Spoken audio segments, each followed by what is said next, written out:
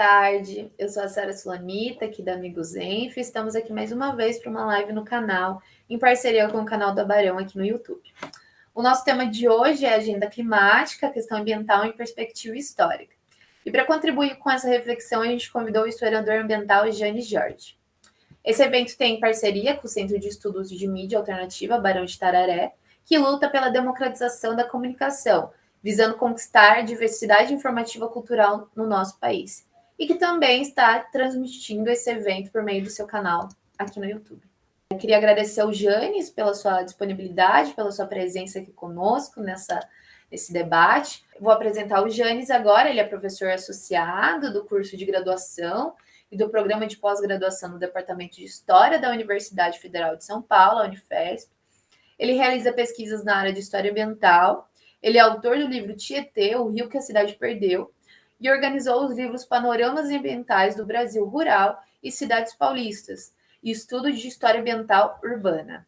Ele também foi coordenador de GT de História Ambiental, foi vice-diretor da Unifesp e também secretário-geral da Associação dos Docentes da Unifesp. Queria também fazer uma breve saudação ao jornalista, responsável por essa entrevista, que será o Márcio Amêndola, nosso companheiro aqui da Amigos Enf, que é historiador e jornalista e trabalha na Secretaria do Estado de São Paulo. Eu também queria apresentar o nosso projeto, a associação, que é um espaço que nasceu da necessidade de apoiar e sustentar e também fazer a manutenção da Escola Nacional Florestan Fernandes. A associação foi criada há 11 anos e tem como objetivo divulgar as atividades da escola por todos os meios possíveis, seja por aqui, pelo YouTube, ou pelo Instagram, Facebook, no nosso site, e com parceiros também. A gente inicia uma campanha nacional também pela adesão de novos sócios, então se você quiser saber mais, o nosso site vai estar aqui embaixo. A gente promove também atividades como essas e campanhas de solidariedade para angariar recursos, incluindo doações de livros, revistas, publicações e material audiovisual para a biblioteca da escola. Então, se você quiser também fazer alguma doação, entre em contato com a gente pelo e-mail, que também vai estar aqui embaixo, e aí a gente alinha tudo pelo e-mail mesmo. Também tem como objetivo apoiar e incentivar o desenvolvimento de projetos de educação e escolarização de crianças e jovens adultos do campo, da cidade, das comunidades indígenas e quilombolas, bem como projetos contra discriminações de raça, etnia, gênero e religião. A gente desenvolve também parcerias específicas com instituições e entidades que atuem na área de formação e educação. Viabilizamos projetos que estimulem estudos acerca da tradição do pensamento crítico na Batalha das Ideias e estimulamos o intercâmbio de atividades de formação do Brasil com a América Latina e com outros continentes também, estimulando o nosso internacionalismo, Se você gosta desse projeto, se você apoia o que a gente está desenvolvendo, eu quero pedir que você curta esse vídeo, compartilhe com amigos, com companheiros, nos siga aqui no canal, no Instagram também, Amigos Enf. E é isso, boa atividade a todos. Bom, boa tarde. Nós somos da Associação Nacional da Escola Florestan Fernandes, da Associação de Amigos, da Escola Nacional Florestan Fernandes, e temos feito várias lives e entrevistas sobre os temas mais importantes do país e do debate mundial também, como é a questão ambiental. E nós temos hoje o prazer de estar aqui com o professor Jane Jorge para discutir um tema muito importante, que é a agenda ambiental numa perspectiva histórica. Professor, seja bem-vindo. Boa tarde a todos, eu agradeço imensamente o convite. Para mim é uma honra estar aqui participando de uma atividade que vocês organizam e espero que tenhamos aqui uma conversa interessante para quem está assistindo, porque o tema é muito importante, o tema é muito interessante, meio ambiente, falar da natureza, da sociedade, como nós nos relacionamos com ela, é um assunto que interessa a toda pessoa, Não há brasileiro, brasileira que não se interesse por esse tema, porque ele diz respeito à nossa vida, à vida cotidiana, diz respeito ao nosso futuro, diz respeito, então, a tudo que é fundamental aí para nós. Exato. até, né, nós somos ligados à associação ligada à Escola Nacional Florestan Fernandes, que é conectada diretamente ao MST, ao Movimento dos Trabalhadores Rurais Sem Terra, né, e que tem uma história de luta ambiental também, de defesa da agricultura familiar e tudo mais. Então, acho que nada mais importante e interessante nós discutamos essa questão ambiental nessa perspectiva histórica que cai muito naquele que é o campo, o rol de interesses e de lutas que estão envolvidas aqui. A primeira pergunta, professor, que nós vamos fazer é que você fale um pouco sobre o seu estudo sobre as cidades, a questão dos rios, né, e dos mananciais que estão soterrados na cidade de São Paulo, muitos deles você não vê, né, e a escassez de água nos grandes aglomerados urbanos, porque agora nós estamos passando por uma questão de escassez, né, e de grandes secas, tempestade de areia no interior paulista, iguais às tempestades que ocorrem regularmente nas regiões desérticas do planeta, e é bem assustador, né? E as regiões metropolitanas, por causa desse problema da má gestão da água, o senhor acreditaria que elas estão sob o risco de desaparecer, esses aglomerados urbanos em forma de megalópolis, assim? O que você acha dessa questão? E fale um pouco sobre os seus estudos. As grandes metrópoles, elas não vão desaparecer, porque elas concentram aí uma quantidade fabulosa aí de pessoas e de recursos, né? Então, desaparecer, elas não irão desaparecer. Mas, se não houver cuidado com o meio ambiente, se não houver mais justiça social, se não houver investimentos públicos na melhoria das condições de vida da população, sem dúvida alguma, a vida nas cidades irá se degradar ainda mais do que já está degradada. Então, digamos assim, as cidades desaparecerem, não acredito, mas a vida se degradar de uma maneira terrível, isso é possível, né? Infelizmente é possível. Então, é um risco que nós temos que evitar. Então, essa é a questão. E você imagine viver em qualquer cidade sem água, né? Você imagine, todo mundo que está em casa aí já deve ter passado aí por algum momento que ficou um pequeno período de tempo sem água, sabe como é terrível. Então, você imagine o que seria a vida da população brasileira que vive nas cidades, e aí eu acho que seja cidades pequenas, médias ou grandes, imagine o que será a vida dessa população sem o fornecimento regular de água. Então, seria a condição de vida, né, para não dizer aí das atividades econômicas, a condição de vida ficará muito ruim, né, muito difícil.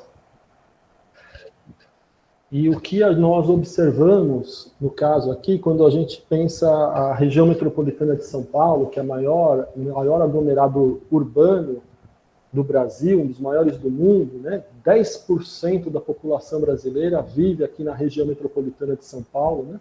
É um número impressionante. Cada 10 brasileiros, um vive na região metropolitana, onde está a Escola Nacional Florestan Fernandes. Aí, o que nós observamos? Se você pegar e colocar o desenvolvimento urbano da região metropolitana no tempo longo, no final do século XIX até o início do século XXI, o que nós temos visto, infelizmente, é um processo contínuo de aumento no consumo de água, degradação dos mananciais e busca por novos mananciais. Isso é o que tem ocorrido desde o final do século XIX. A população da cidade de São Paulo e da região metropolitana começou a crescer muito em razão das mudanças aí na economia nacional. A região se industrializou, né? Houve meados do século XX, era a principal região industrial do Brasil. Crescimento populacional enorme, um desenvolvimento urbano marcado por muitas injustiças sociais, né? População trabalhadora vivendo em bairros sem infraestrutura, afastados, uma grande parcela da população urbana sem acesso à moradia. O que nós observamos, então, população crescendo, o consumo de água cresce também, porque uma série de atividades que foram incorporadas à vida urbana demandavam mais água, e a degradação progressiva dos mananciais. Por uma série de razões, né? Aqui não vou entrar em detalhes, porque senão a gente entraria aí numa aula de história. Mas se você observar, do final do século XIX para hoje, a história de São Paulo em relação aos mananciais é essa. Aumenta o consumo, se incorporam mais mananciais à rede de abastecimento, esses mananciais começam a se degradar, o próprio desenvolvimento tecnológico permite que eles operem, mas, de qualquer forma, uma parte deles se degrada de forma absoluta, e se busca incorporar mananciais que estão, inclusive, fora da bacia do Alto Tietê. Então, vai se buscar água em outros territórios, e, portanto, você começa a interferir no desenvolvimento social e ambiental de áreas que estão, inclusive, fora da região metropolitana. Paraíba, né? Então, do Rio Paraíba. Exato. Tem o projeto também aqui no Vale do Ribeira, né? Então, mas é a história isso começou a ocorrer no final do século XIX e ainda é o mesmo modelo. Evidentemente, tem muitas conjunturas aí, né? Mas o que nós temos visto é isso. Então, a situação das águas na região metropolitana é grave, em especial porque há essa degradação contínua dos mananciais que nós temos, né? Então, seria preciso cuidar dos mananciais, regular a ocupação das bacias hidrográficas, reflorestar a região metropolitana. Tem muitas áreas de proteção ambiental importantes. Então, curiosamente, a região metropolitana de São Paulo, que é essa área urbana, uma das maiores do mundo, como nós falamos, ela também tem uma riqueza ambiental muito grande. Ela tem áreas de proteção ambiental muito importantes, tem florestas muito importantes, como a da Cantareira, as nascentes que nós encontramos de vários rios e córregos do Tietê. Então, nós temos uma riqueza ambiental grande também. Então, é uma região muito interessante por esse lado.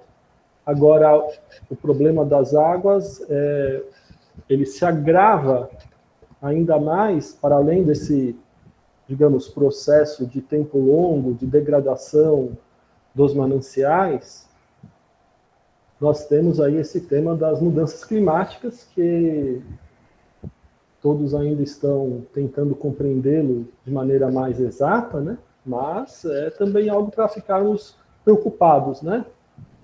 Uma mudança no regime de chuvas, e, enfim, a situação aqui é bem complicada no que se refere à questão dos recursos hídricos, para não dizer aí do uso das águas para fins recreativos, né, prática de esportes, que é algo importante, porque nós precisamos de água para beber, para as nossas atividades econômicas, para plantar, e nós também precisamos da água para ter uma vida feliz, né? Termos locais aprazíveis para passarmos nosso tempo, para podermos desfrutar da nossa vida, porque a nossa vida, ela também precisa ser bem vivida, né? Não podemos viver assim de maneira tão massacrante quanto vivemos nas grandes cidades, de modo geral, e em especial os trabalhadores pobres, né, que vivem de uma maneira muito exaustiva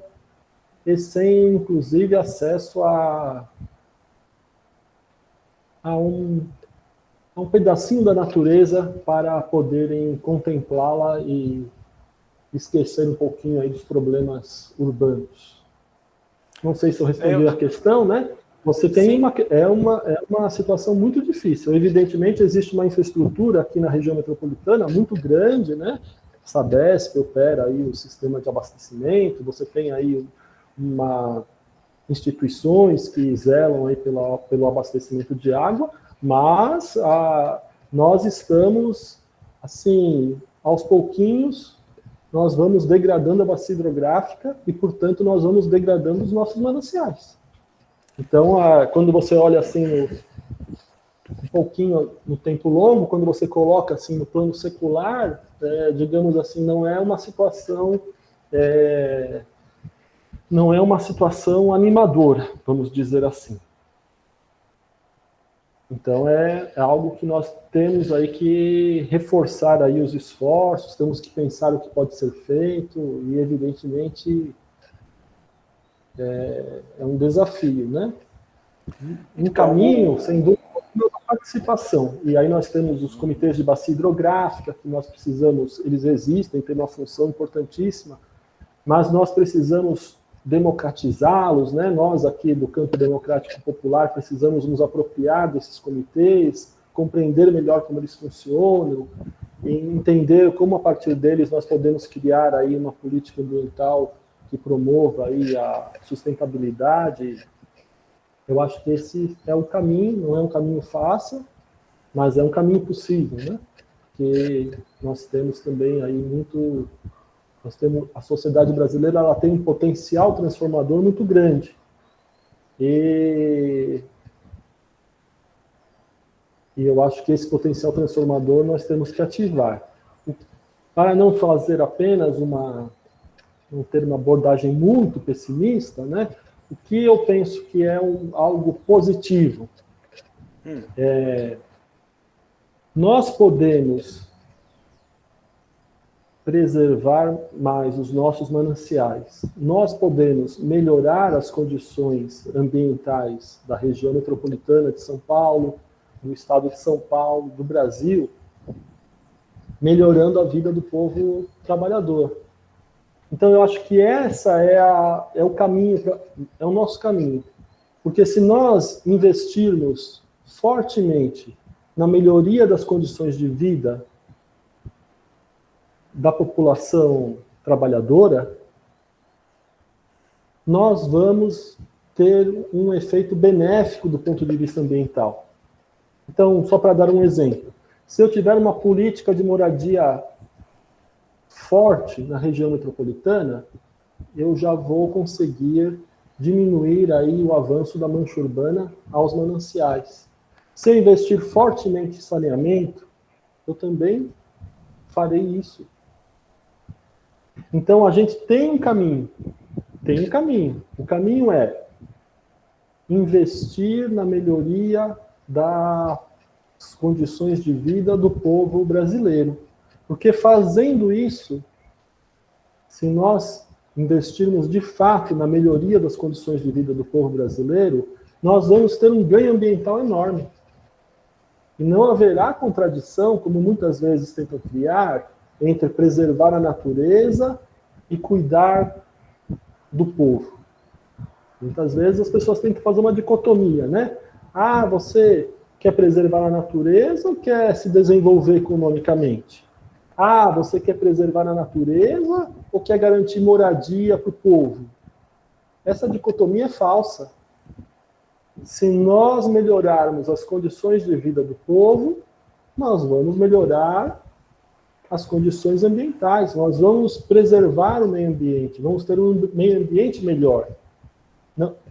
Quem tenta fazer uma dicotomia, o faz porque quer apostar na divisão aí da luta. Mas a luta é uma só, né? Então, eu acho que existe um caminho. Então, se nós investíssemos fortemente aqui na região metropolitana em saneamento, em moradia, em transporte público, nos sistemas de proteção ambiental, a população iria viver melhor, as grandes massas urbanas iriam viver melhor, e o meio ambiente ia ser melhor, inclusive para a classe média, alta, para os ricos, que estão também vivendo num ambiente urbano degradado. Porque não adianta, quando o ambiente se degrada, não há onde se refugiar. E as mudanças climáticas aí, que têm alcance global, estão indicando isso para além aqui da nossa região, estão indicando isso no mundo, né? Não tem refúgio. Se o mundo se degradar, não tem refúgio. E quem pode estar localizado na base da pirâmide ou no topo da pirâmide, todos vão sofrer. Evidentemente, por enquanto, estão sofrendo de maneira desigual, mas a degradação atinge a todos, mais cedo ou mais tarde. Agora então, nós temos um caminho, a vida do povo. Melhorar a vida do povo e investir na melhoria do meio ambiente. Você citou aí a questão social ligada ao problema ambiental. O que a gente nota no mundo inteiro, e no Brasil se repete, é que as primeiras vítimas dos problemas graves ambientais são os pobres mesmos, porque pela sua forma de habitação que é mais simples, né, que é mais, como aconteceu em New Orleans, né, que dos 2.000 mortos, quase todos eram negros e mais pobres, né? E também, eu vou citar um outro exemplo, que antes disso eu vou até falar que o sistema, fala-se muito do sistema Billings-Guarapiranga, e a Billings é a grande represa de São Paulo, que não pode se tirar quase nenhuma água de lá, mas em função de esgotamento industrial do Grande ABC, mais do que do esgoto urbano, né? Que eu saiba, é muito pior tratar um esgoto industrial do que doméstico. Ou seja, os dejetos humanos e tal, eles teriam muito menor impacto ambiental sobre o manancial do que o químico e biológico que vem das grandes indústrias, né? Mas eu vou citar Márcio, um exemplo. Você falou da represa Billings? Sim, pode falar. Que é a represa do Rio Grande. O Rio Grande é um rio que forma o Rio Pinheiros. Tem o Rio Grande e o Rio Guarapiranga. E esses dois rios foram represados para criar os reservatórios. O reservatório da Guarapiranga e o reservatório do Rio Grande, que recebeu o nome de Billings.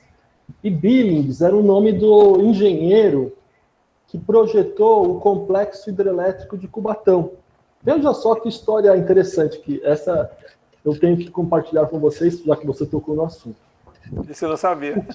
O que o Billings fez? Ele era usual, né, você fazer uma represa no alto de uma serra e fazer a água cair de forma a criar mais hidroeletricidade. Então isso era uma técnica para você otimizar a produção de energia elétrica. Então ele pensou isso. Vou fazer uma represona aqui no alto da serra, no Planalto, e ela vai cair aqui por uma tubulação, vai produzir energia em Cubatão. Como vai ter um grande desnível, né, mais de 700 metros, vai produzir muita energia. Então, era um ótimo projeto, pensando no desenvolvimento energético. Mas o que houve, como os rios de São Paulo foram privatizados no início do século XX, a empresa que fez a represa, a empresa Light, ela, além de fazer a represa, ela quis levar toda a água da bacia do Tietê para a represa, para criar mais energia e impedir projetos energéticos alternativos no Tietê abaixo de São Paulo. E é aí que houve um grande problema com a Billings, porque quando a Billings foi feita, nos anos 20, ela começa a encher, ela era uma represa com água cristalina, e ficou com água cristalina durante muito tempo, porque inclusive era uma região de matas. Mas como houve esse desvio da água do Rio Tietê, do Rio Tamanduateí e do Rio Pinheiros para Billings, antes de haver população no entorno da Billings, ela já começou a receber o esgoto industrial. Por quê? Tamanduateí era indústria, o Tietê é indústria. E esse esgoto industrial foi mandado para Billings logo que a represa foi feita. Então você fez um manancial gigante, maior do que o da Guarapiranga, mas você fez para produzir energia elétrica. E ao mesmo tempo que você fez esse manancial, você já o condenou à morte, à degradação, porque você pegou todo o esgoto da região metropolitana e em metade do século XX mandou esse esgoto para Billings. Então ela já se inviabilizou como manancial de água. Por quê? Porque recebia esgoto da indústria, a indústria em metade do século XX não tinha preocupação ambiental nenhuma, era tudo para água, né? Todo lixo industrial, você imagina que ia para as águas. Então, olha que curioso. A represa Billings tem o nome do engenheiro que planejou a sua construção e a sua degradação. É curioso isso, não é? Eu acho bem curioso. E lamentável, né? Então, a represa do Rio Grande, por isso que eu falo represa do Rio Grande, mas evidentemente represa Billings é o nome mais que se firmou. A represa Billings foi criada para produzir energia elétrica e para otimizar, para maximizar os lucros, a produção de energia elétrica da represa Billings matou o uso da represa Billings como manancial de água. E ela, então, foi um sucesso. Para produzir energia elétrica e pagar dividendos aos acionistas da Light, ela era um sucesso absoluto. Assim, entre um dos maiores sucessos do mundo. O uso social dela, contudo, foi já comprometido no seu nascimento. Ela já foi uma represa que nasceu condenada a se degradar. Então, é uma história muito trágica, e tem pessoas pesquisando a represa Billings, e inclusive eu tenho um orientando ali, que é de Ribeirão Pires, que está pesquisando a história da represa Billings e da cidade de Ribeirão Pires, né, que é uma história muito importante, muito interessante, e que indica aí esses dilemas da urbanização e do meio ambiente, né? Mas é bem curioso, o caso da Billings entra aí naquela trajetória que eu disse que havia de a história secular da urbanização demonstrar como você vai degradando as águas, né? Então, você fez a represa Billings, essa represa que produzia peixe, tinha uma mata extraordinária no seu entorno, mas você fez a represa e já condenou a represa à degradação. Já condenou a represa. É uma história trágica, né? Mas é uma história que tem muito aí a nos ensinar. Desculpe aqui eu entrar aqui num assunto tão particular, que é a represa Billings, mas é que ela exemplifica muito bem aí esse sacrifício da natureza em nome de projetos aí de desenvolvimento que privilegiaram a acumulação do capital e não o bem-estar da sociedade, né, o compartilhamento dos recursos naturais. Eu vou até entrar num tema agora que você poderá nos ajudar a esclarecer, que tem muito a ver com essa tragédia ambiental da Billings, apesar de ser uma outra região, mas também decorre da ação da indústria, né? Quando houve a tragédia do rompimento da barragem da Samarco e Mariana, em novembro de 2015 aconteceu, né? Você refletiu como historiador ambiental, né? Até vou colocar aqui as suas palavras, que aspas, né? Esse desastre não pode desaparecer, não pode ser esquecido por ser um dos maiores desastres ambientais do mundo e vai deixar não só um rastro de destruição, mas um impacto destrutivo profundo para o futuro, na área da saúde, na economia e em quase todas as dimensões da vida humana para as próximas gerações. Parece que a história se repete como um idiota, como dizia o Toynbee, né, o historiador. Pouco mais de 3 anos depois dessa tragédia, uma outra se repete de maneira muito ampliada, que é a barragem de Brumadinho, também lá em Minas, né? Mostrando que a história se repete e algo de errado ocorre na gestão dessas empresas, que não tratam os seus riscos ambientais como deveriam, né? Gigantescas barragens e rejeitos a montante, em cima, as pessoas estavam num refeitório e morreram porque estavam debaixo dessa... Como é que se faz uma estrutura para ocupação de centenas de pessoas embaixo de uma barragem que tem risco de rompimento, mesmo com todos os cuidados de segurança, né? Então, o que o senhor pensa a esse respeito, né? Ligando a questão que você falou da Billings, né, com depois desses 2 grandes, enormes eventos que ocorreram em Minas e que destruíram um rio e todas as suas vertentes, prejudicaram comunidades indígenas, povos tradicionais, a agricultura familiar que tinha lá foi toda destruída e ainda o turismo, porque ali em Brumadinho tem o turismo também rural ali, né? Por causa, inclusive, do Inhotim, né? do parque de esculturas e tal, né? Quer dizer, afetou a arte, afetou a vida humana, afetou o meio ambiente, afetou a subsistência, uma desgraça completa, para produzir ferro para exportação, né? Não tem sentido.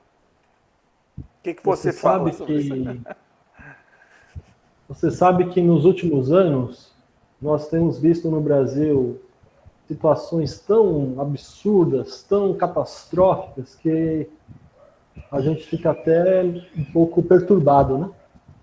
E esses desastres aí que envolveram a Vale, Samarco, a subsidiária da Vale, né? Isso é uma coisa terrível, tenebrosa, né? Assim, é algo realmente assim muito muito perturbador, né? A gente fica um pouco perturbado. E esse segundo acidente ali, as pessoas, como você falou, sendo tragadas aí por algo tão brutal, né? É realmente muito perturbador. Muito perturbador. E aí, em perspectiva histórica, o que eu vou dizer? Tem uma situação que eu acho que já começa com a privatização da Vale. Eu realmente acredito que há uma incompatibilidade entre você ter uma gestão que é uma gestão que deve maximizar os lucros, porque veja, qual é a missão de uma empresa privada? Qual é a missão da empresa privada? É garantir o lucro ao seu proprietário. Certo? E nesses tempos, toda empresa privada ela tem que ter um lucro. Não adianta, não é porque o sujeito é mau ou é bom. Se é uma empresa privada, ela tem que ter lucro. Faz parte da sua natureza. E nesses tempos de capitalismo neoliberal, onde o neoliberalismo, o poder financeiro se exacerbou, né, se viu tão poderoso que não quer mais nem mesmo dialogar com a sociedade, a maximização dos lucros foi exacerbada. Então, se a gente pegar aqui nas últimas décadas, a busca pela maximização dos lucros foi exacerbada e essa loucura, né, é quase um vício. Pessoas ficam alucinadas aí tentando maximizar de toda forma a lucratividade. Então, na minha opinião, existe uma contradição entre eu buscar a maximização dos lucros e eu administrar os recursos naturais de forma a atenderem os interesses da maioria da sociedade. Isso é uma contradição que existe. É uma contradição. Portanto, na minha opinião, a privatização da Vale já foi um equívoco, já foi um problema quando a gente pensa o território onde ela opera, a forma como ela opera. Porque se ela vai buscar aí a maximização dos lucros, será que ela terá capacidade de realizar uma ação social e ambiental construtiva na região? Parece que é impossível, né? Parece que é impossível. Então, os acidentes são tenebrosos, né? E, enfim, tem as descrições aí, vocês encontram, houve comissões do Congresso Nacional que recolheram depoimentos, esses depoimentos estão na internet, vocês procuram, rapidamente encontram, né? Então são assim, são descrições as mais terríveis, né? Agora, além do acidente, os processos de reparação também são absurdos. Os processos de reparação são absurdos, porque os atingidos não estão sendo cuidados como deveriam.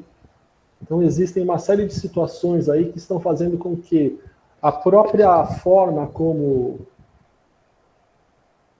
a empresa está lidando com o estrago que ela causou, né? Com as tragédias que ela causou, até isso já virou uma situação que é calamitosa também.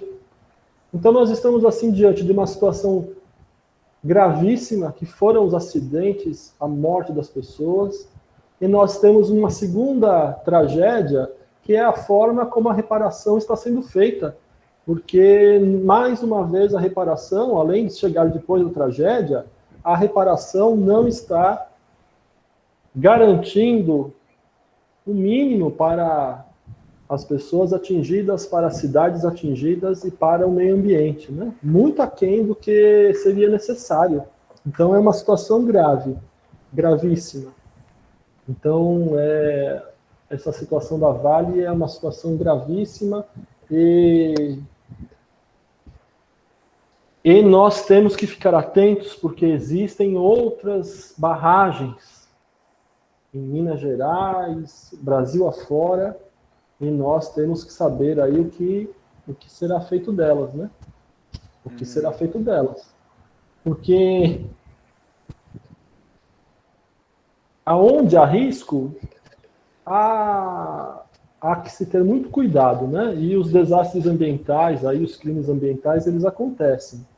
Por isso que existe um princípio na área ambiental que é muito importante, mas que muitas vezes é esquecido porque só se observa o interesse a curto prazo, que é o princípio da precaução. É a ideia de que se você vai fazer uma intervenção no mundo natural, se você vai fazer uma intervenção e essa intervenção possa causar, haja o risco que ela possa causar algum dano aí socioambiental, é melhor não fazer. Então, o princípio da precaução ele é muito importante.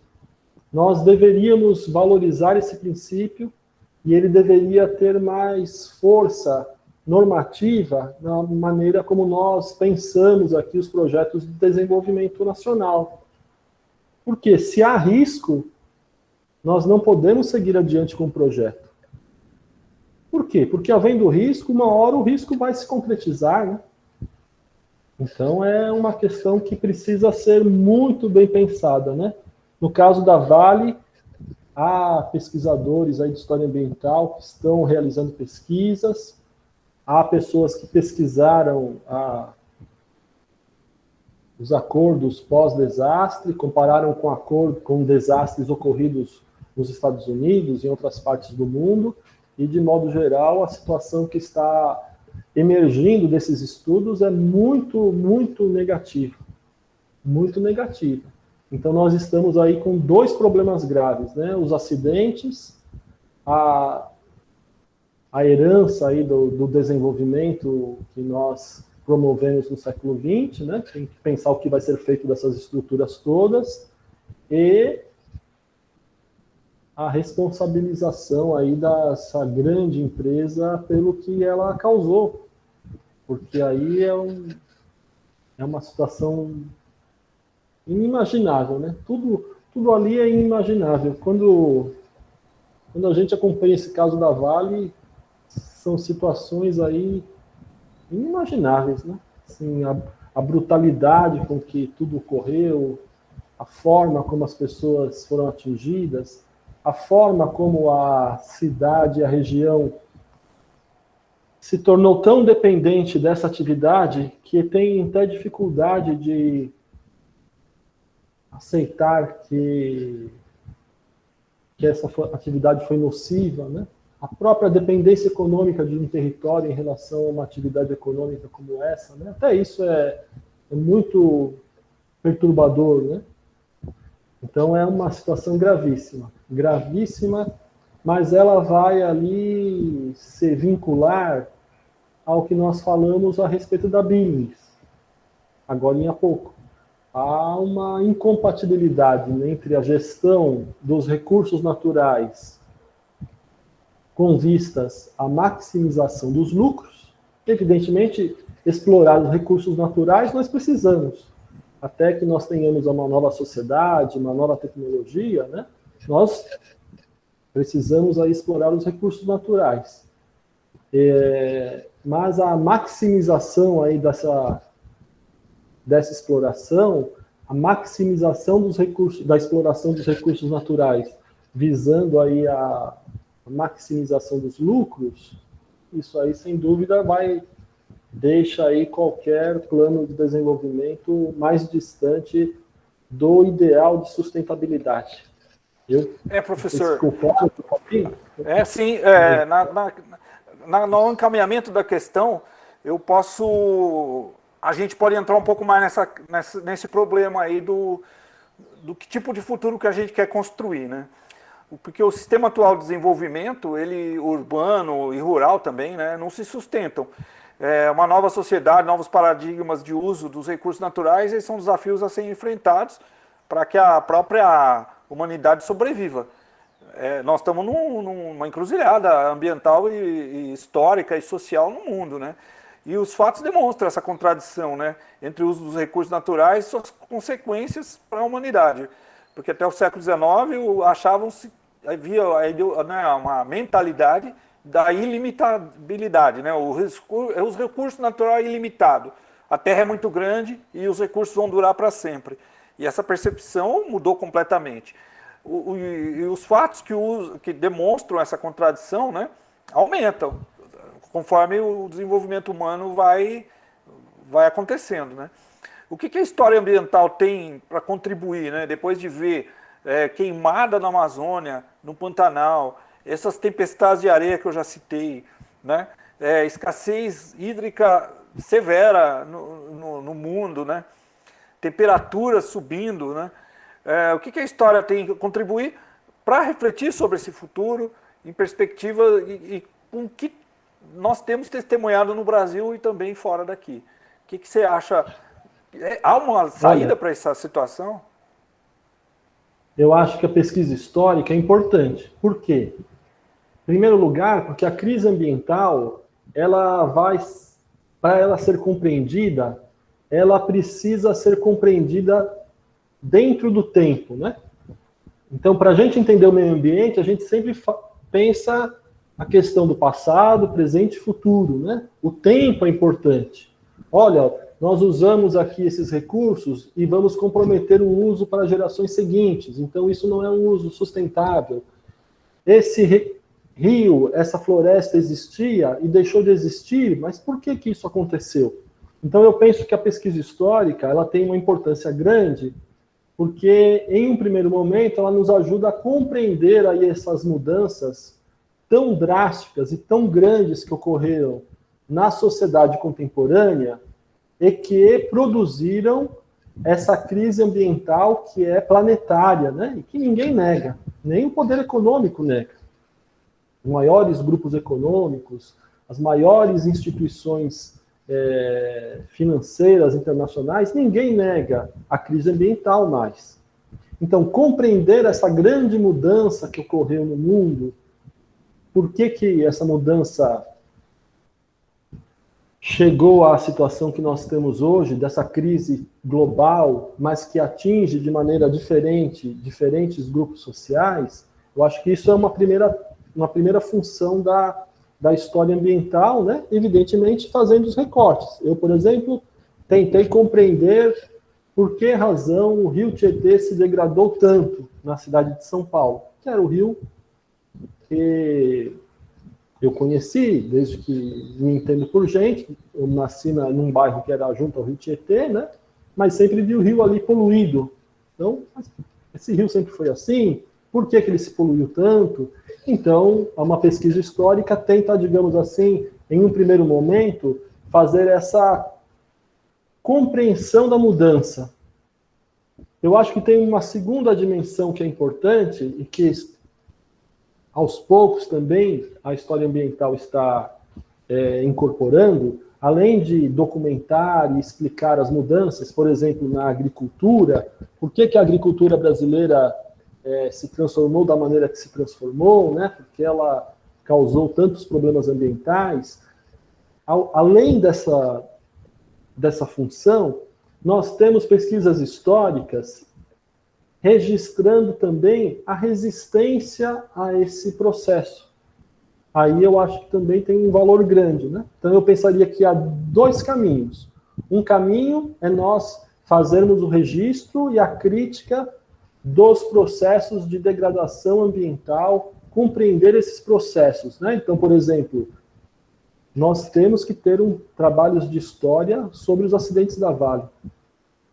Os acidentes que você citou, né? Por quê? Porque são tantos acontecimentos que se a gente não tiver alguém que organiza, faz uma reflexão, a gente perde a percepção do processo, né? O que aconteceu, quais foram as consequências, quem foram os mais afetados.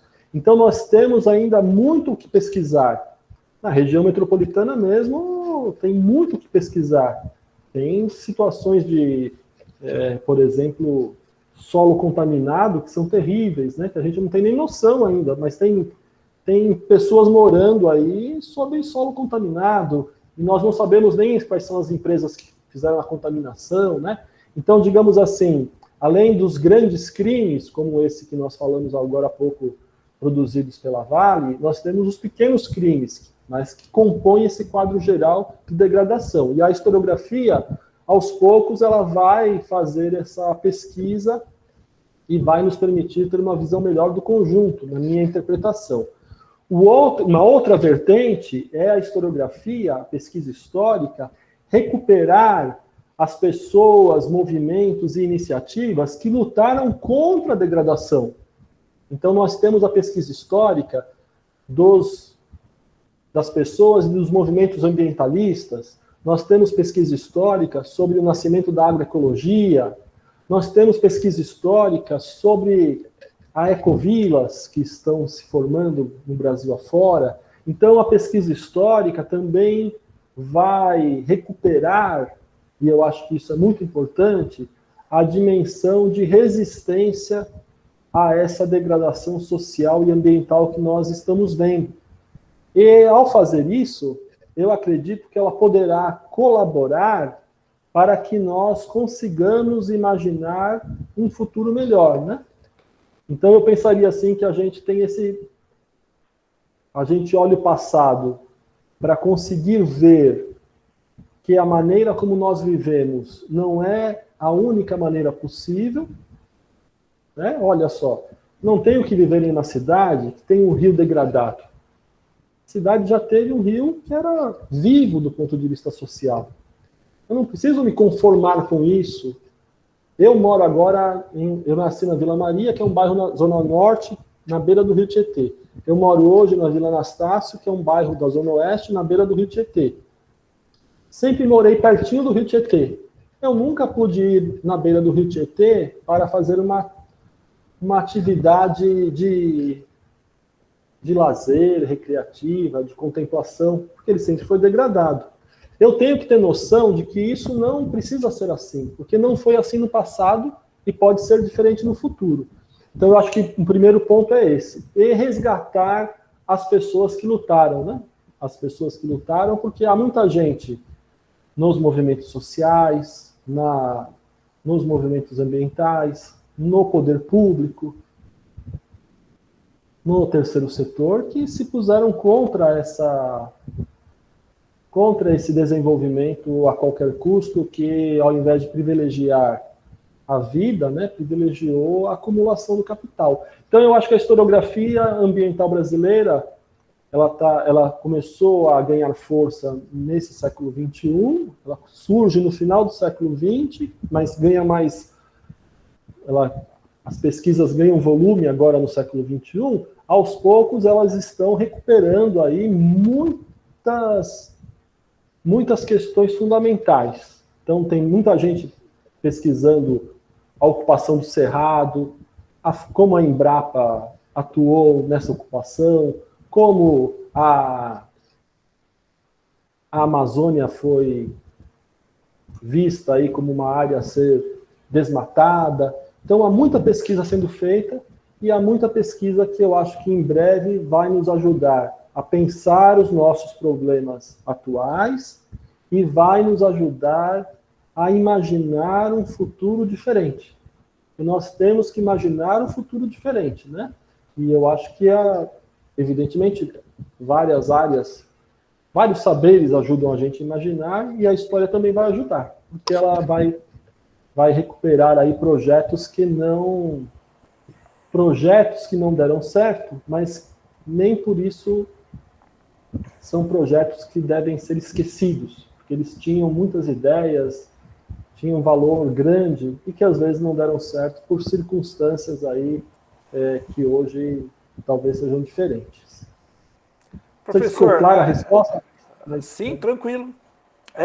Eu até posso avançar um pouco nessa questão, porque se fala que a solução está nas próprias empresas, né? O liberalismo diz assim, não, as empresas vão resolver isso, por exemplo, com essa questão de créditos de carbono. E aí virou um grande mercado o crédito de carbono. E eu vi recentemente um exemplo bem esdrúxulo dessa questão do crédito de carbono, de uma empresa que destruiu 100 mil metros numa cidade da região metropolitana de São Paulo, e aí ela teve comprou créditos de carbono, não sei como é que funciona esse mercado aí, e a compensação ambiental foi no município vizinho. Ou seja, a cidade ficou com a degradação e a outra recebeu o tal do crédito. A compensação foi feita no outro local. E às vezes não é nem no mesmo estado, daqui a pouco estão fazendo destruição no Brasil e fazendo compensação ambiental na Suécia. Porque é um mercado novo de créditos, né? E essa outra questão de investimento ambiental, eu vejo assim, desenvolvimento sustentável, esse tipo de discurso que não me agrada muito, porque sempre a gente vê algo como uma grande empresa de cosméticos dizendo que pratica sustentabilidade, comprando sementes de uma comunidade da Amazônia. Mas aí você vai descobrir que está tendo uma grande exploração dessas pessoas e tem criança quebrando essas sementes com pedras e com marretinhas para poder tirar o óleo essencial de uma planta. É muito assustador. Até que ponto é possível existir capitalismo ambiental? Essas duas palavras podem ficar juntas na mesma frase? Olha só, eu acho que existe uma contradição entre a maximização dos lucros e a exploração racional dos recursos naturais. Então, eu acho que essa contradição existe. Então, nós temos que impor limites à maximização dos lucros. A busca do lucro tem que ser contida, tem que ter limites. A vida no planeta tem limites. Nós temos que aceitar os limites. Por quê? Porque o planeta tem os sistemas naturais, eles têm os seus limites. Então a sociedade também terá que colocar limites à busca do lucro. Isso tem que ser, a gente tem que aceitar isso, né?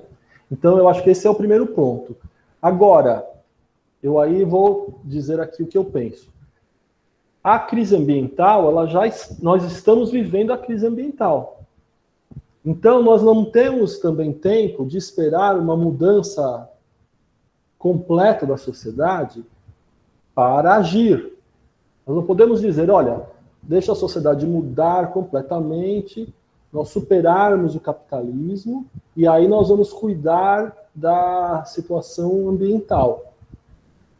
Então, isso implica que as empresas privadas, elas têm que cuidar do meio ambiente. E a sociedade tem que exigir que elas cuidem. Isso eu acho que tem que ser feito. Então, as empresas, elas têm que ser cada vez mais responsabilizadas por uma atuação ambiental para que nós não tenhamos casos como esse ocorridos nas atividades da Vale. Nós falamos agora há pouco. Então, digamos assim,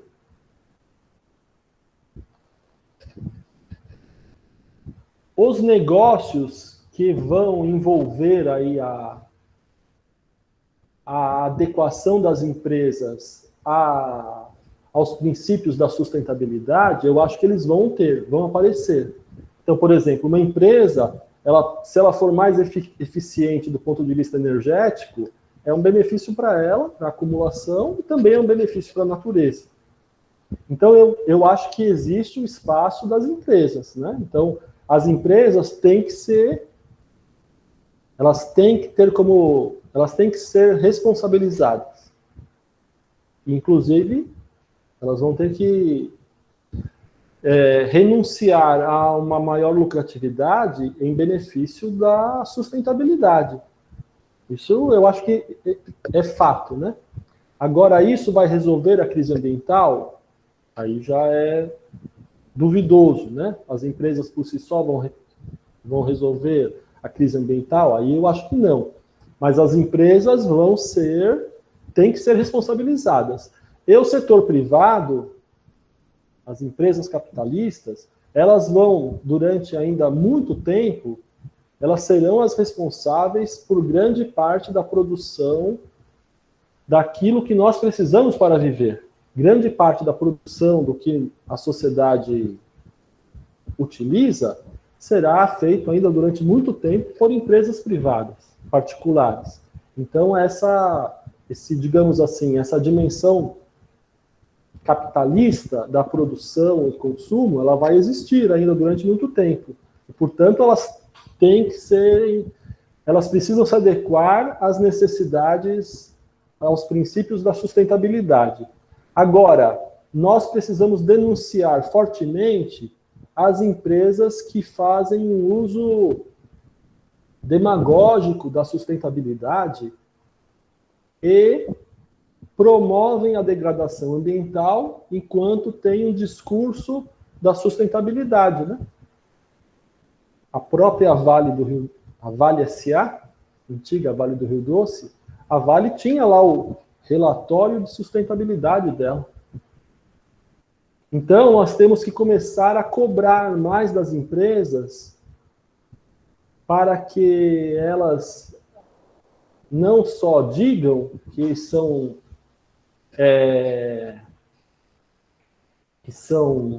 engajadas na sustentabilidade, como nós temos que cobrar que elas pratiquem isso, né? Para fazer isso, Márcio, aí eu acho que essa questão, inclusive, que você apontou, nós precisamos ter uma maior organização das pessoas comuns. As pessoas comuns precisam se organizar em diferentes instâncias e exigir essa maior responsabilidade. Então, vamos dar um exemplo. Nós, consumidores, ainda somos muito desorganizados no Brasil. Eu sou consumidor. Eu compro muitas coisas aqui e a maioria delas é das empresas privadas. Inclusive a internet que eu estou usando aqui, eu estou comprando de uma empresa privada, né? Estou falando com você pela internet que eu compro de uma empresa privada. Então eu sou um consumidor, consumo muita coisa, mas eu não estou organizado em nenhuma associação de consumidores. Eu tento me orientar, assim, por algum princípio de sustentabilidade, de responsabilidade social, mas eu, individualmente, não tenho condição de auferir isso. Então, eu acho que nós temos, assim, eu acho que o movimento de consumidores do Brasil precisaria ser reorganizado, precisaria voltar com força. Por quê? Porque na Europa, muitas conquistas ambientais ocorreram através da mobilização dos consumidores. Não vamos comprar esse produto porque ele está sendo feito às custas da destruição da floresta, da escravização de pessoas. Ocorreu isso. Então, eu acho assim, em primeiro ponto, eu acho que o consumo é uma dimensão inerente à nossa vida na sociedade em que nós vivemos. Nós consumimos, nós somos consumidores. Então, nós temos que fazer do consumo um instrumento de cidadania, de transformação da sociedade. Então, nós precisamos, digamos assim, qualificar o nosso consumo cada vez mais.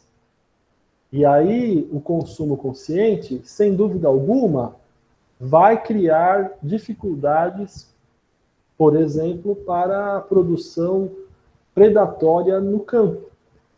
E vai fortalecer a agroecologia, porque, inclusive, ela é mais saudável. O consumo consciente vai começar a perguntar se essa grande empresa aí que fala, que pratica sustentabilidade, realmente está praticando sustentabilidade ou está se apropriando da imagem dos povos originários. Então, eu acho que tem uma dimensão que é o do consumidor. Eu acho que é um campo, Márcio, que a gente está mais desorganizado hoje. Muito desorganizado. E veja, nós estamos consumindo o tempo inteiro. E veja que a carestia que nós temos hoje no Brasil, e eu não vejo nenhum movimento de consumidores protestando contra a carestia. Como eu sou velho, eu lembro que há uns 30 anos atrás, talvez aparecesse aí um movimento de donas de casa que não aguentam mais pagar tão cara a comida que compram no supermercado. Mas hoje eu não escutei falar mais disso. Pode ser que seja porque eu não estou desatento. Nos anos 70 para 80, até 88, por aí, né, teve grandes movimentos de consumidores e de populares. Foi o movimento contra a carestia, tocado por sindicatos e comunidades eclesiais de base, que começou no final dos anos 70 com a grande fome que teve no Brasil até o final da ditadura. Movimentos de luta contra o desemprego, também associados às SEBs e aos sindicatos de trabalhadores. E até no limite, as pessoas começaram a invadir supermercados para saquear, para pegar alimentos, porque estavam numa situação de fome extrema. O Brasil passou por isso. Em 83, inclusive, teve um acampamento dos desempregados que durou mais de 50 dias na Assembleia Legislativa, no gramado em frente à Lesp, lá no Ibirapuera. E o acampamento do Ibirapuera teve até companheiros que participaram, né, que eu conheci. Em 84 teve a ocupação do Cine, do Sistema Nacional de Emprego, e até o general Figueiredo ameaçou a intervenção no governo de São Paulo, e só faltou o governador André Franco Montoro pedir pelo amor de Deus para desocupar o Cine, e já tinha feito o mesmo no ano anterior, que era o primeiro ano do governo do Montoro, né? Que era o primeiro governo eleito depois de tantos anos de ditadura com interventores em São Paulo, né? Com aqueles governadores biônicos como o Maluf. E aí, de fato, houve um tensionamento que não se vê hoje, essa desmobilização muito forte. E eu queria aproveitar para... nós estamos indo para a finalização. Deixa eu só complementar. Não, então, para te perguntar... uma questão.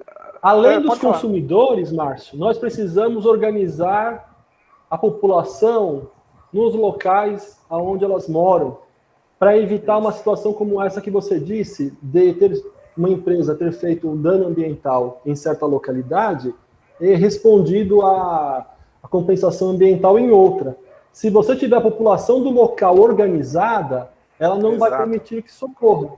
Então, eu acho que a gente tem aqui o consumidor, eu acho que é um movimento que é de grande abrangência espacial, porque eu sou consumidor no Brasil todo, então eu posso organizar movimentos nacionais de boicote, movimentos nacionais pelo consumo responsável, e eu acho que tem a organização local, que é para a gente ficar acompanhando aonde a gente mora, o que está acontecendo na praça, o que está acontecendo no terreno do lado, e enfim, não é fácil, mas existe aí o potencial. No consumo, a gente está zero organizado, né? Isso é um erro grave para o campo democrático popular, na minha opinião. Exatamente. E aí eu ia para a nossa pergunta final, que é a seguinte. Uma proposição que você pode fazer a grande gentileza de comentar. Você falou de agroecologia e um dos grandes focos da luta dos trabalhadores sem terra, quanto da Escola Nacional Florestan Fernandes, é a educação popular e a agroecologia, né? E eu acho que o MST tem sido uma contribuição importante, inclusive doou mais alimentos do que muitas grandes empresas brasileiras durante a crise do Covid-19, né? Então, trabalhadores sem terra em agroecologia, em muitos assentamentos, alguns regularizados, outros ainda não estão reconhecidos, principalmente por esse governo que é altamente predatório e não reconhece a organização rural dos trabalhadores, a não ser o grande agronegócio, que é soja e pasto, né? E como você vê a educação popular nesse processo e a experiência da Escola Nacional Florestan Fernandes e do movimento dos trabalhadores sem terra para contribuir num debate ambiental que leve a questões de sustentabilidade mais a sério e que porque que tanto a agricultura familiar e a pequena agricultura podem contribuir para fazer nadar contra essa maré desse processo de destruição que está acontecendo. Aí, no caso da agroecologia, bom, o MST é um exemplo, né, de movimento já antigo, a gente se orgulha, fica muito feliz de saber que ele existe, e evidentemente aqui tem uma história belíssima, né, e foi, ao longo da sua trajetória, também refletindo sobre a sua trajetória, foi refletindo sobre o país, sobre o mundo, né? E foi incorporando o que precisava incorporar para ser uma força viva, né? Então eu acho que o MST, nesse aspecto, ele é um exemplo, e eu, como brasileiro, tenho muito orgulho do MST, e sou muito esperançoso com o nosso país, com o nosso futuro, porque o nosso país, o povo brasileiro conseguiu organizar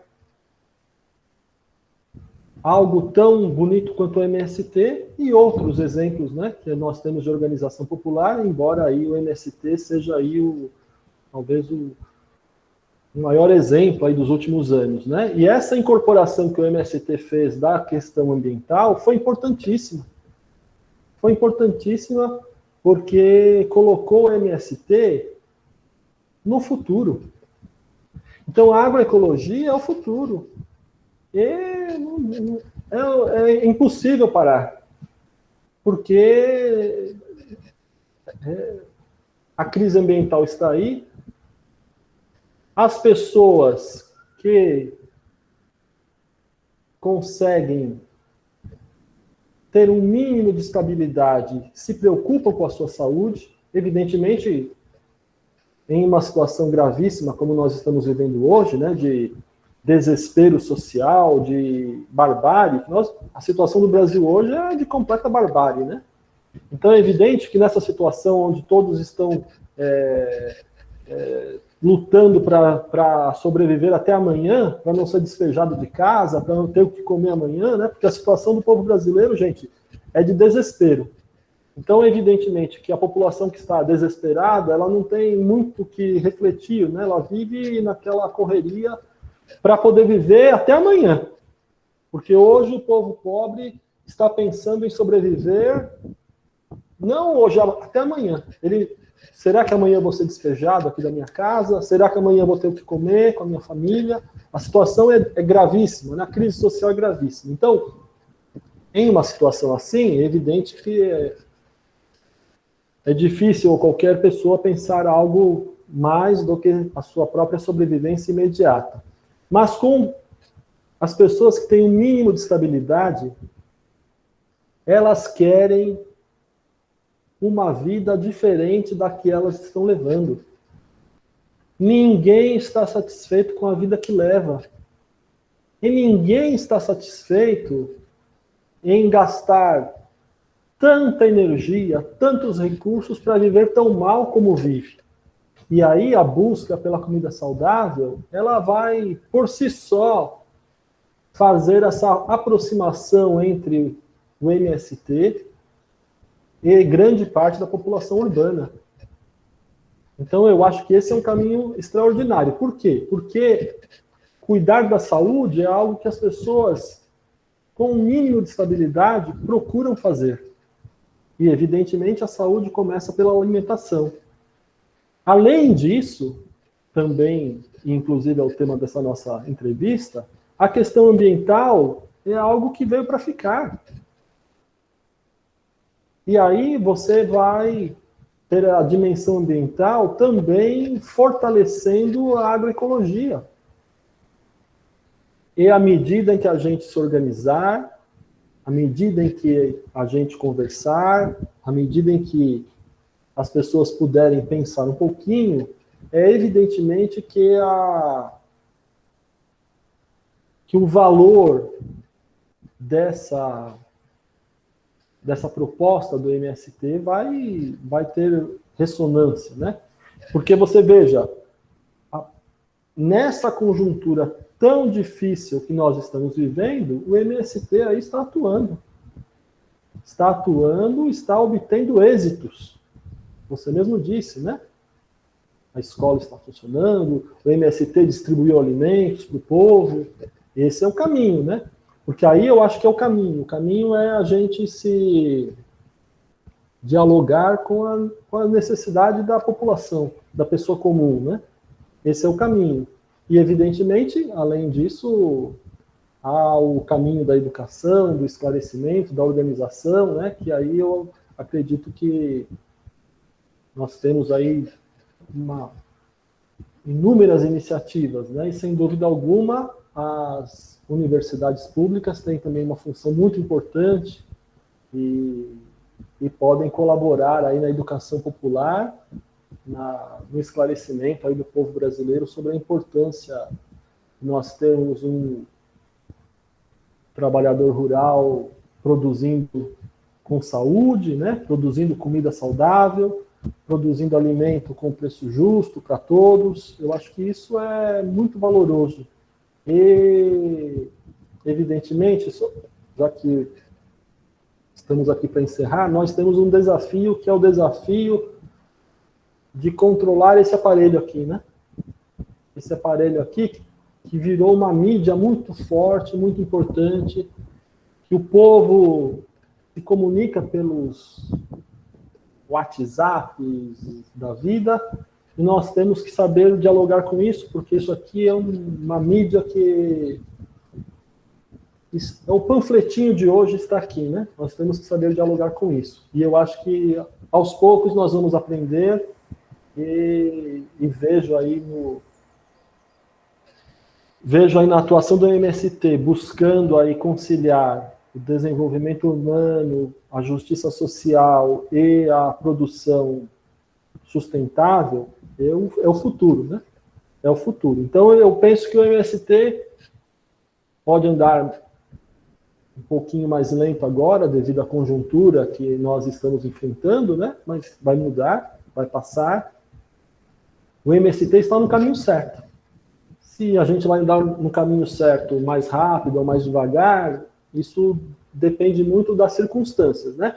Mas estar no caminho certo é fundamental, e vocês estão aí no caminho certo, porque vocês conseguiram fazer essa conjugação aí da organização popular, da justiça social e da preocupação com o meio ambiente, com a natureza, né? Isso é o futuro, né? É o futuro, e tenho certeza que o MST aí será aí um dos atores que vai construir um futuro melhor para o nosso Brasil. E nós, mudando o Brasil, nós também vamos mudar o mundo. Porque o nosso país é um país importante, é um país que tem aí o seu lugar no planeta e tem o que falar aí ao mundo. Bom, professor, vamos encerrar. Então, eu gostaria demais de agradecer, em nome da Escola Nacional Florestan Fernandes, a sua participação e da Associação de Amigos da Escola, porque é um trabalho permanente de luta. A gente vê que o campo progressista tem que fazer mais o debate ambiental, e pessoas como você, do campo progressista e de esquerda, que tem essa preocupação como uma luta histórica e também cotidiana, né? Tem que levar para todo o campo progressista essa discussão, porque o debate ambiental ainda é muito incipiente, né, no nosso meio, e a apropriação das redes sociais também, como nós estamos fazendo aqui, para fazer esse debate é muito sério. Então eu gostaria de agradecer imensamente, e o senhor fazer as suas palavras finais para a gente encerrar a nossa atividade. Eu agradeço demais a sua participação. Eu agradeço, eu já estive na escola, inclusive por intermédio da Escola da Cidadania, que é uma atividade de pessoas da região nossa, e são muito atuantes e que eu colaboro. Eu espero voltar à escola aí com meus alunos, né? A situação está muito difícil, a universidade não tem recursos para nada, nem para transporte, para fazer atividades fundamentais. Então, eu aqui agradeço e acho que a escola tem uma função muito importante aqui na nossa região, muito importante. E, como você disse, eu acho que a gente tem uma mensagem para a população, que cuidar do meio ambiente é cuidar dos seres humanos. Não há incompatibilidade, né? Isso que a gente tem que reforçar. Por quê? Porque nós, melhorando a vida do povo, nós vamos melhorar também o cuidado com a natureza. Então, nós cuidamos da natureza para que o povo viva melhor. O povo vivendo melhor, ele vai cuidar mais da natureza e vai ser bom também para os outros seres vivos aí que compartilham conosco esse mundo tão bonito que nós temos. Então, eu acho que essa mensagem a gente precisa reforçar, né? Não há incompatibilidade entre cuidar da natureza e cuidar do povo. Na verdade, há uma aproximação, né? Se eu cuidar do povo no campo, se eu cuidar do povo na cidade, eu estarei cuidando da natureza. Eu acho que tem um caminho grande ainda aí para a gente reforçar esse vínculo fundamental, né? Nós cuidamos da natureza, nós cuidamos do povo e que isso tudo se reforça, né? Não se opõe. Então, muito obrigado a todos, fiquem bem aí, cuidem de vocês e vamos seguir em frente, que em breve essa nossa situação difícil vai passar. Obrigado. Assim seja, né?